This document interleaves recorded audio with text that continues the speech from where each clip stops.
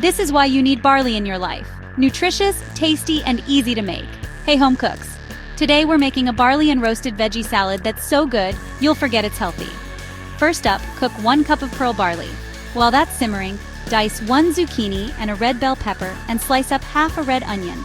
Toss these veggies with 2 tablespoons of olive oil, a pinch of salt, and some pepper. Spread them out on a baking sheet and roast at 400 degrees Fahrenheit or 200 degrees Celsius for about 20 minutes. Your kitchen is gonna smell delicious. Once your veggies are all roasted and caramelized, it's time to bring it all together. In a big bowl, mix your cooked barley with the roasted veggies and half a cup of halved cherry tomatoes. Now drizzle it all with a teaspoon of lemon juice and a teaspoon of balsamic vinegar. Give it a good toss. Optional but highly recommended. Sprinkle a 1/4 cup of feta cheese on top. It adds a creamy, tangy kick that's just perfect. Serve it warm or cold, whatever you prefer. This salad is great as a side or even on its own.